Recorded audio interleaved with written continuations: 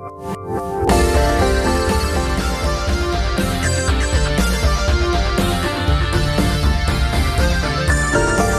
buenas noches, escuchantes, y bienvenidos al Pasadito.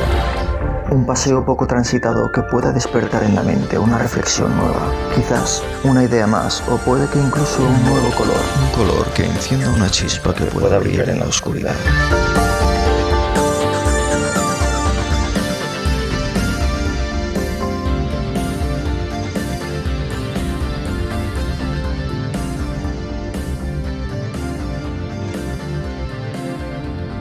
Muy buenas, escuchantes, ¿cómo vais por ahí? Esta semana echamos un vistazo a las últimas publicaciones de Nature. Todas son recientísimas, de hace escasos días o incluso de ahora mismo. La primera noticia que sale en portada del 9 de octubre comenta que el primer análisis de sangre propuesto para el síndrome de fatiga crónica ha logrado una precisión del 96% en el diagnóstico de la afección. ¿Qué detecta la prueba? Básicamente es un biomarcador. Lo que nos ha llamado la atención es esta misteriosa enfermedad, llamada síndrome de fatiga crónica, que podría tener una nueva arma en su arsenal. De hecho, quién sabe si cuando estamos tanto tiempo cansados no somos víctimas de alguna de estas enfermedades. Aunque fuera de bromas, esto es un poco más serio, ya que los científicos han encontrado una manera de distinguir los cambios epigenéticos en las células de las personas que tienen la afección, que también se conoce como encefalomielitis miálgica. Se trata de una enfermedad debilitante de larga duración que afecta entre 17 y 24 millones de personas en todo el mundo. Pero estos números son estimaciones, porque los médicos han carecido durante mucho tiempo de herramientas de diagnóstico confiables para esta afección, por lo que podría incluir a muchas más personas. Es decir, tampoco es una enfermedad tan rara. De hecho, esta prueba serviría para que los resultados con estos biomarcadores fueran más definitivos en el diagnóstico y poder así saber, quién tiene la enfermedad. Resaltamos simplemente la idea de que se investigue en estos campos y el conocimiento humano que avance en el sentido de un conocimiento que nos ayude. Y como siempre cuando hablamos de enfermedades, pues aquellos que estén en un hospital o en circunstancias de recobrar la salud, enviamos nuestro mejor aliento. En este sentido, otra reciente publicación habla sobre la secuenciación de espermatozoides que revela una amplia selección positiva en la línea germinal masculina. Tiene que ver con las mutaciones que ocurren en los linajes celulares de espermatozoides u óvulos que pueden transmitirse a la descendencia, y es una gran preocupación para los padres. Hasta hace poco, la caracterización del alcance de esta selección en los espermatozoides ha estado limitado por las tasas de error de las tecnologías de secuenciación. Recordemos que la secuenciación es, ese desciframiento del ADN, de la secuencia de ADN, que es nuestro código genético y a partir del cual podemos detectar, desde enfermedades a cualquier otros parámetros genéticos que sean de muy amplio interés. Los hallazgos de estos investigadores revelaron una acumulación lineal de 1,67 mutaciones por año por genoma, impulsadas por 2 firmas mutacionales asociadas con el envejecimiento humano. Concretamente detectaron 40 genes en la línea germinal masculina que tienen mecanismos de activación o pérdida de función y están involucrados en diversas vías celulares. ¿Y en qué se traduce esto? En que la mayoría de los genes que seleccionaron se asocian con trastornos del desarrollo o predisposición al cáncer en niños, mientras que 4 de los genes exhibieron mayores frecuencias de variantes de proteínas en poblaciones sanas. Demostraron, por tanto, que esta selección de espermatozoides aumenta de 2 a 3 veces el riesgo de mutaciones conocidas que causan enfermedades, que es lo que más preocupa, lo que da como resultado un intervalo del 3 al 5% de espermatozoides de personas de media edad, que es lo más habitual ahora en las personas que deciden tener descendencia, y aumenta en los mayores con una mutación patógena en todo el exoma, es decir, en todo el grupo genético. Estos hallazgos arrojan luz sobre la dinámica de selección de esa línea germinal y destacan un mayor riesgo de enfermedad para los niños nacidos de padres de edad avanzada, de lo que se apreciaba anteriormente. Quizás alguien pueda pensar que esto no es nada nuevo, puesto que la edad biológica óptima para tener hijos pues es en torno a los 18 o 20 años incluso. Pero todos conocemos las condiciones socioeconómicas actuales, por no hablar de las relaciones personales, culturales, espirituales de cada uno, etcétera, etcétera. Otra noticia para los que sufren una enfermedad crónica que va asociada al dolor es que el dolor crónico está relacionado con un pequeño grupo de células cerebrales.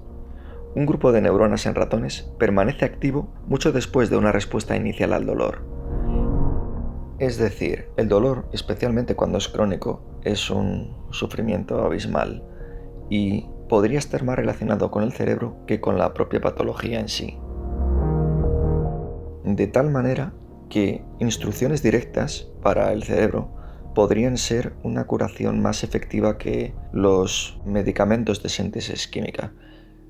Cabe recordar que el capítulo de la meditación trascendental es uno de los que más seguimiento ha tenido y va un poco en este sentido. Se ha demostrado que en algunos casos, aunque sean puntuales, podría ayudar, y esto solo es un ejemplo. Se supone que la medicina del cerebro, a nivel de psicoterapias y otros tratamientos punteros que puedan estar estudiándose, podrían mejorar la calidad de vida de estos pacientes. Puesto que la ciencia en este sentido no termina de avanzar, y es lo que esperamos, incluso aunque sea a través de grandes corporaciones como Google for DNA, que indexa la biblioteca de la vida si lo sacan en la noticia, puesto que estos investigadores han lanzado un motor de búsqueda de inteligencia artificial que puede examinar rápidamente los asombrosos volúmenes de datos biológicos alojados en los repositorios públicos. Es decir, es como si pudiéramos tener acceso a todo lo que existe, a todo el conocimiento en estas bases de datos, y lo interrelacionáramos, como hemos hablado tantas veces de estos grandes avances que suponen las redes neuronales y demás. Y el equipo integró datos de 7 archivos de datos financiados con fondos públicos. Otra vez más, entendemos que toda la gran investigación se hace a partir de los datos públicos de investigadores o incluso de clientes del día a día, o usuarios, vamos a llamarlos así. La idea es descubrir patrones genéticos ocultos en lo profundo de conjuntos de datos de secuenciación que no tengan necesidad de conocerse explícitamente de antemano. Y si bien esto es para vendernos cosas, productos, incluso medicamentos, la idea, yo siempre voy a estar a favor de todo lo que nos mejore la calidad de vida. Sí que es verdad que ahora estamos condenados con que va a estar dirigida por esa subyugación.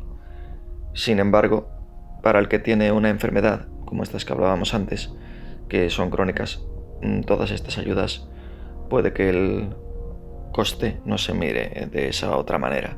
Es como si a alguien le dices, pues no utilices el teléfono. Hoy día que sabes que es una de las principales formas de dirección con las que te puedan inducir al pensamiento dirigido. Y si tú estás perdido en un momento puntual en el que vas a perder un vuelo en una ciudad, no sé, de Asia, pues probablemente no te importe mucho eso y requieras el uso del Google Maps o un navegador de estos que esté habilitado. No sé si me explico. Lo importante no es que te llegue la publicidad y la propaganda en amplias cantidades, sino que antes de saber si tú realmente has decidido elegir ese producto, pues que lo pienses. Si crees que hay que elegirlo o no. En el último número, el 8084 del 9 de octubre, en el volumen 646 de Nature, el arranque editorial comenta que convertir la incertidumbre en un arma en la ciencia y en la salud pública pone a las personas en peligro.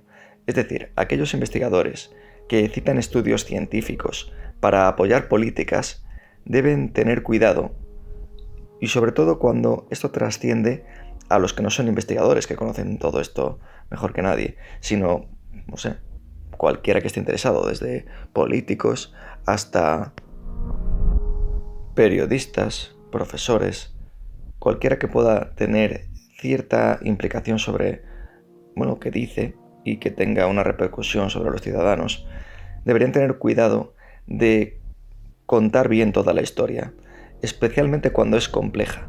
Estamos escuchando recientemente noticias como, bueno, que las vacunas son el enemigo, el paracetamol incluso, y bueno, avisan de que cuidado con esto.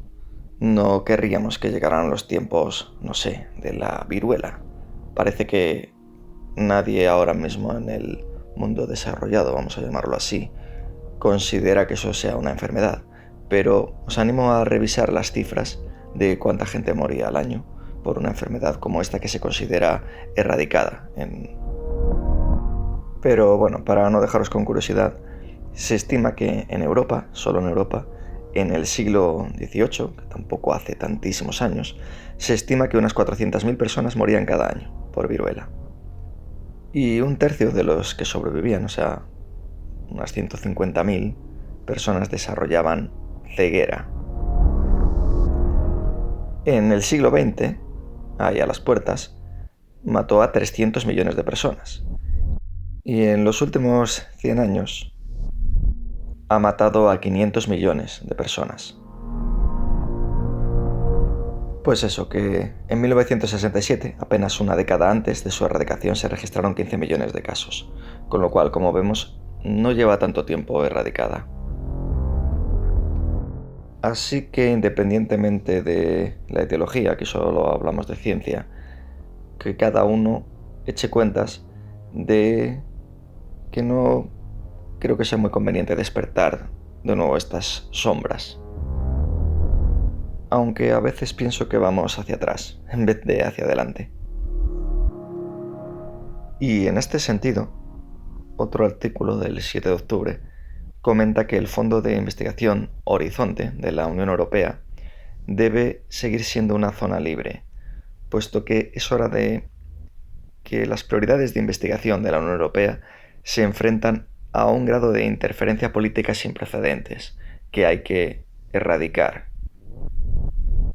En julio, la Comisión Europea anunció una propuesta para duplicar prácticamente el presupuesto de la investigación de estos fondos hasta unos 175.000 millones de euros para el próximo periodo de 7 años, que comienza en 2028. Pero las celebraciones no duraron mucho, esto que aparentemente podría parecer bueno.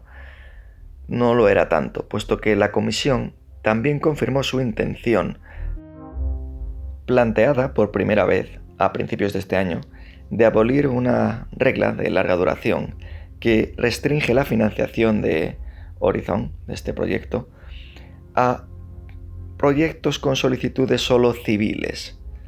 Si se implementara este cambio, sería la primera vez que el principal fondo de investigación de la Unión Europea, bueno, lo que antes era conocido como programas marco, permitiría la investigación de doble uso, es decir, el trabajo que podría tener implicaciones tanto civiles como militares desde que comenzaron los programas en 1984. Por no hablar de otro tipo de programas asociados. Al final esto es como una red de tentáculos. Todos conocemos la grandísima corrupción que hay en los países europeos y sobre todo en la Comisión Europea.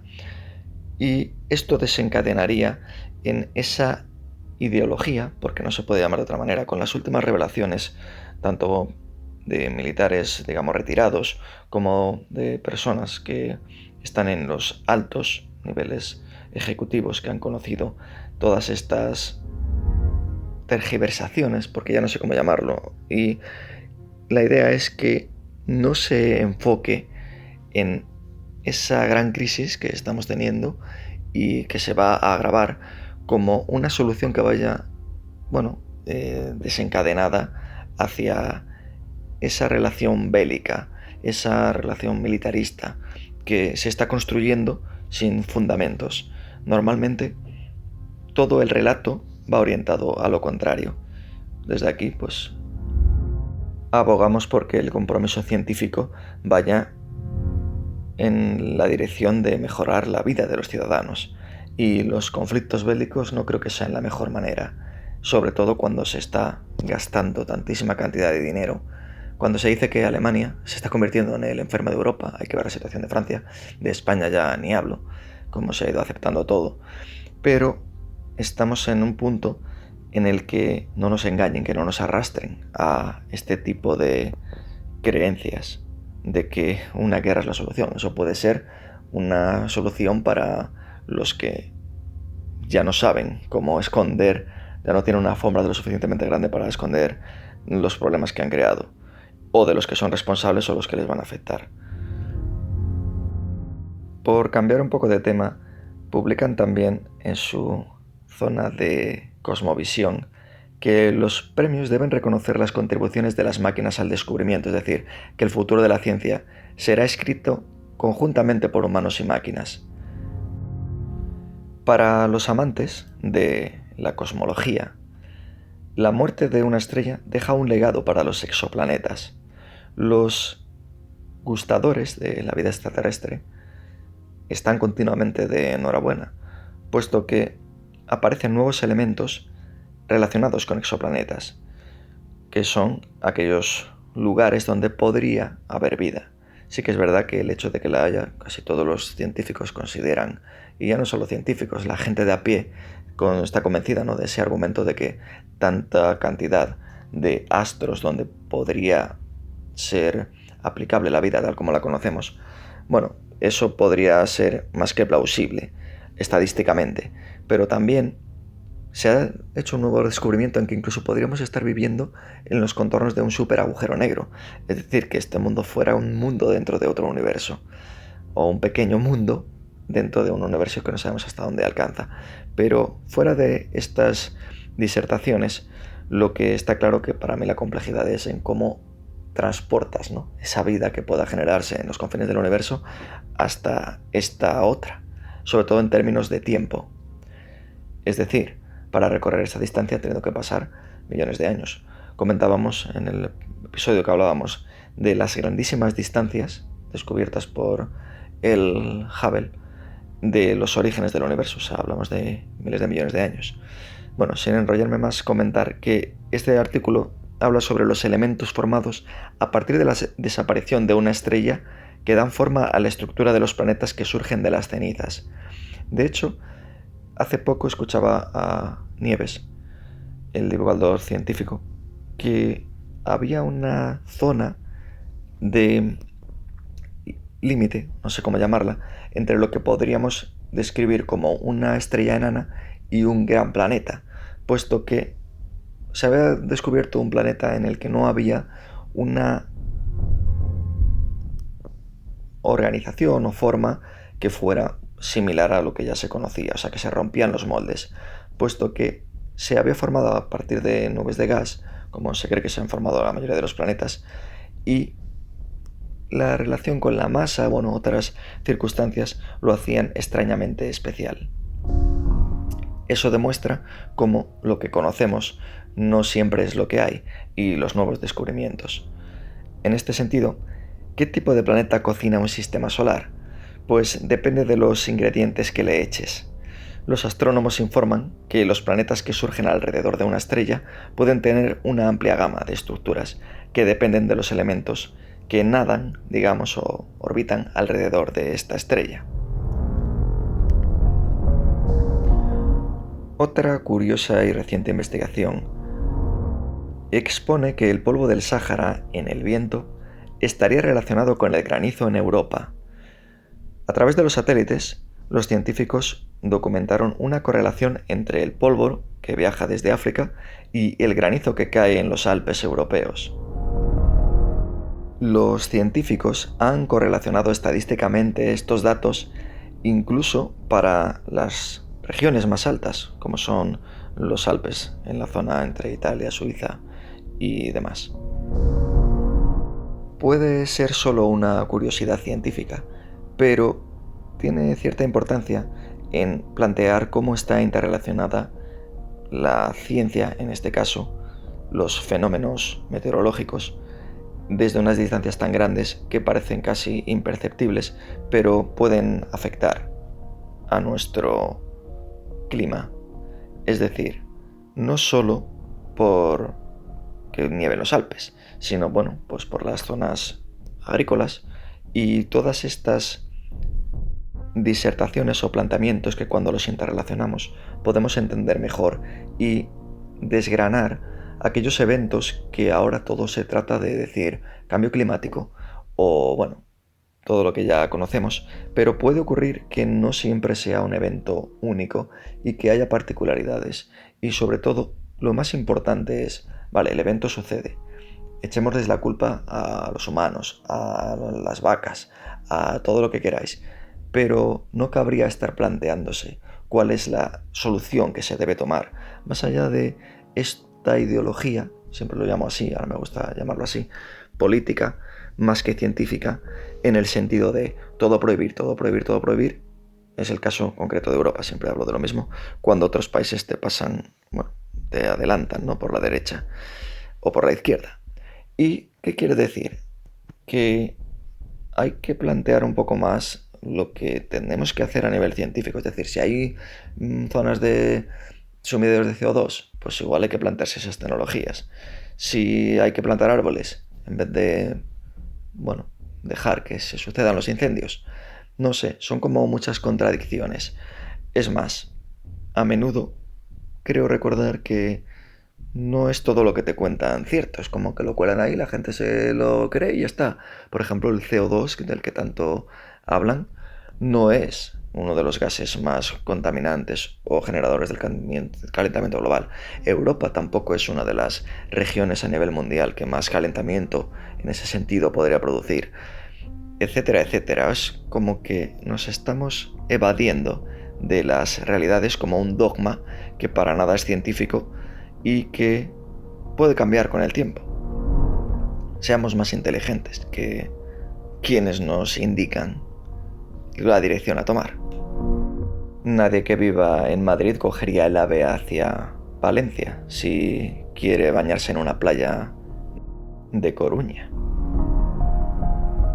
Una impactante investigación expone la microbiota intestinal que vigila los óvulos futuros. Y es que ciertas bacterias intestinales ayudan a extender la vida reproductiva de los ratones hembra. Sé que muchos estaban pensando ya en el ser humano, pero a menudo los estudios realizados en estos pequeños roedores abren la puerta a que se investigue en el ser humano.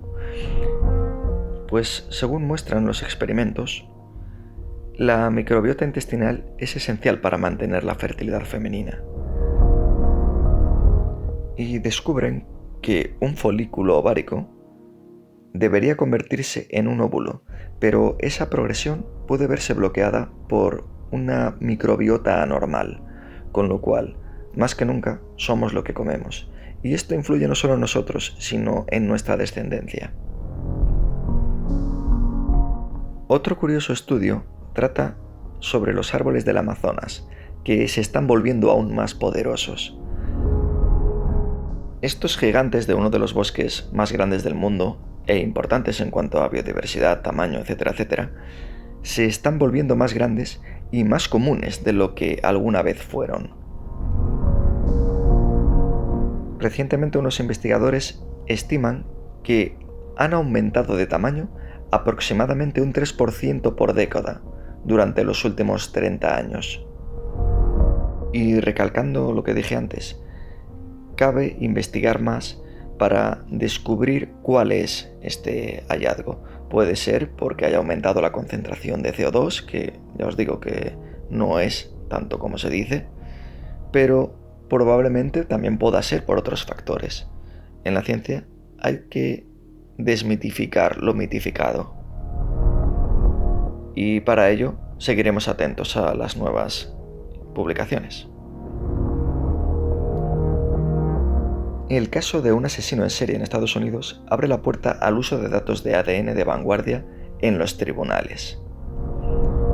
El ensayo de Nueva York podría sentar un precedente legal al admitir los hallazgos de la secuenciación del genoma completo como evidencia. Recientemente estuve viendo una serie de estas de asesinos que, no conocía. No solo porque ahora esté más de moda, sino, la ignorancia en ese sentido era abismal. Y, curiosamente, me interesa la parte psicológica, más allá del morbo, las situaciones que pueda generar esa investigación o thriller de cómo los descubrían, lo que hacían y demás, en el sentido literal del argumento de una serie, que igual no corresponde 100% con la realidad, pero sí que me llama mucho la atención cómo, claro, podían campar esos antes porque no había esta especie de, técnicas de desciframiento genético. Y aparte de eso, sí que me llama la curiosidad cómo podría hacer un asesino en serie de la actualidad. Bueno, que me voy por las ramas. Pues eso, que un juez de Nueva York rechazó el 23 de septiembre una solicitud para descalificar el uso de secuenciación de ADN de vanguardia como prueba en un caso contra un presunto asesino en serie. Este fallo allana el camino para que un tipo de análisis de ADN, conocido como secuenciación del genoma completo, utilizado para descifrar ADN antiguo en restos fosilizados incluso, por ejemplo, pues que sea admitido como una evidencia en juicios penales en Estados Unidos. Por lo tanto, este es un gran paso adelante para el uso de evidencia de ADN, porque permitirá comparaciones y coincidencias con evidencia que antes se consideraba demasiado minúscula. Incluso en los casos, se me ocurre esto, no soy experto y lo digo fuera de lo que pueda decir el artículo. Recientemente escuché un caso de que había dos gemelos que, cometían atracos, por ejemplo, o diferentes situaciones delictivas en las que era difícil determinar cuál de los dos era. Pues quizás con una de estas técnicas sea posible detectar estos casos más complejos. No sé si he dicho una tontería, pero se me acaba de ocurrir. Y ahí lo transmito. En concreto, los asesinatos de Gilgovich fueron una serie de asesinatos que ocurrieron en el condado de Suffolk, en Nueva York, entre 1993 y 2011, es decir, no hace tanto tiempo. Muchas de las víctimas eran trabajadoras sexuales, y los cuerpos de algunas de ellas fueron encontrados cerca de la playa del mismo nombre. El arquitecto, Rex Heuermann, fue acusado de 7 de los asesinatos en 2023 y 2024, en parte sobre la base de los pelos encontrados en las víctimas. En 2010, los investigadores concluyeron que no había suficiente material genético en los cabellos para que la tecnología forense convencional identificara de quién eran. Pero desde entonces, la tecnología genómica ha mejorado, a un ritmo acelerado. Los científicos forenses aún identifican sospechosos a partir del cabello y otras muestras utilizando los métodos convencionales, como PCR, que amplifican fragmentos muy pequeños de ADN. Y una complejidad técnica que no me voy a extender. De hecho, yo trabajé en alguna de estas técnicas.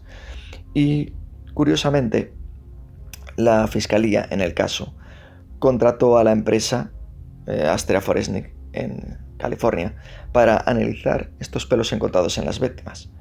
Debido a que no tenían raíces, los pelos no habían producido suficiente ADN para este perfil STR convencional.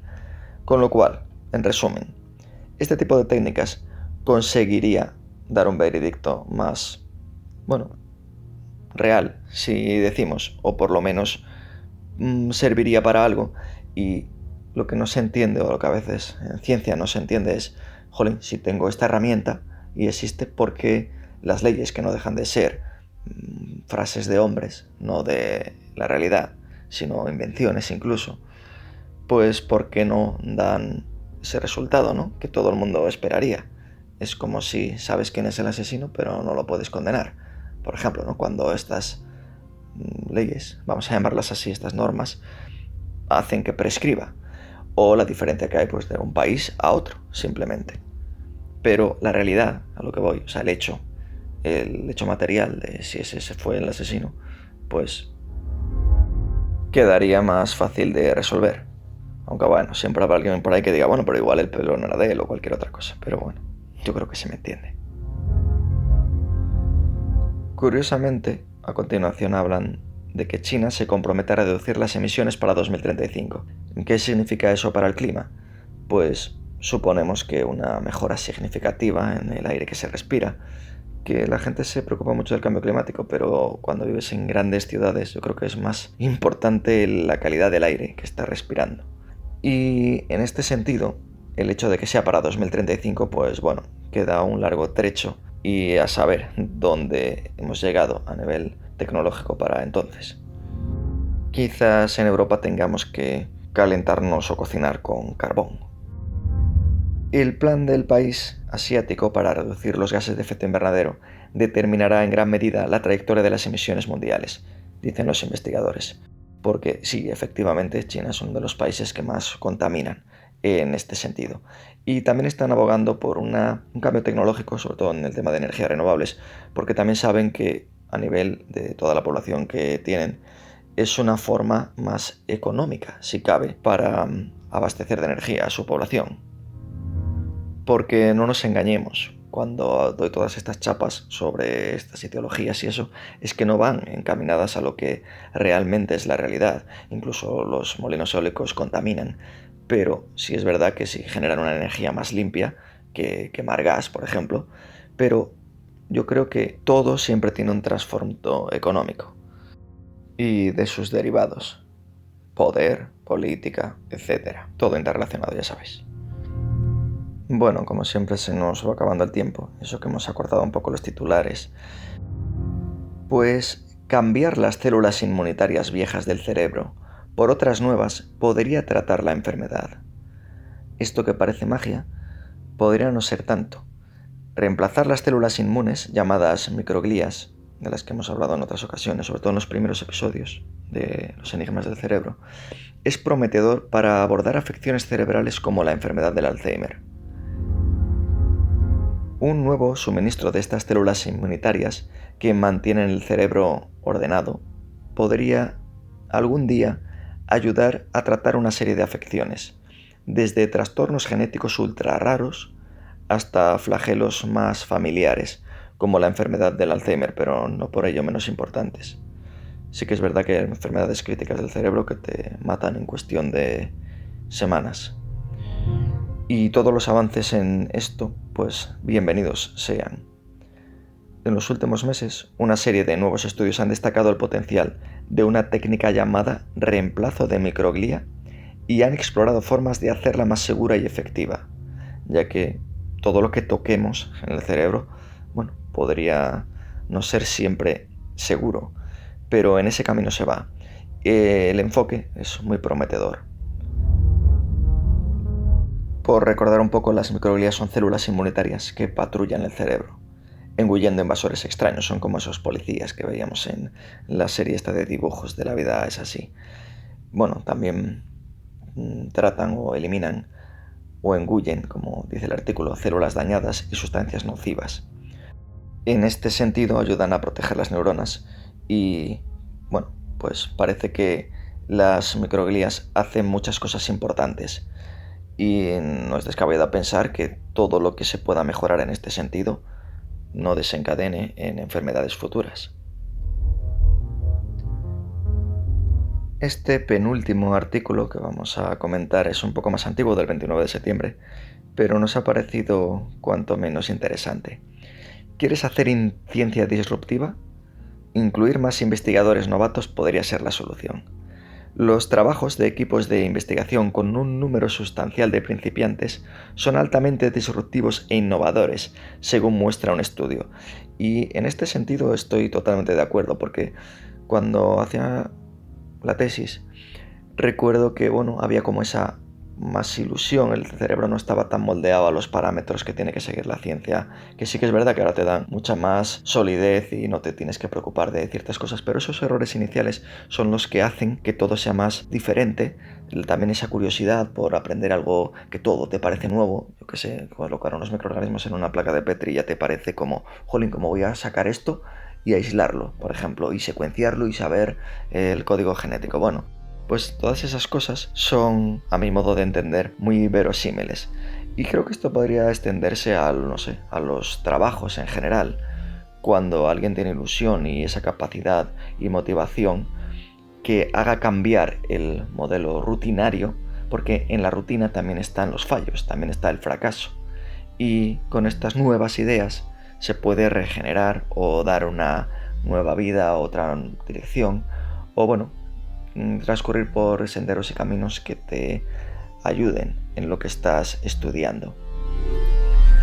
Y para terminar, vamos con esta otra pregunta. ¿Cambiará tu estudio el mundo? Una herramienta de inteligencia artificial predice el impacto de su investigación, es decir, de nuestra investigación, de la tuya, si estás haciendo alguna. Porque la herramienta Funding the Frontier visualiza todos los impactos posteriores de la financiación y predice qué estudios tendrán el mayor impacto social.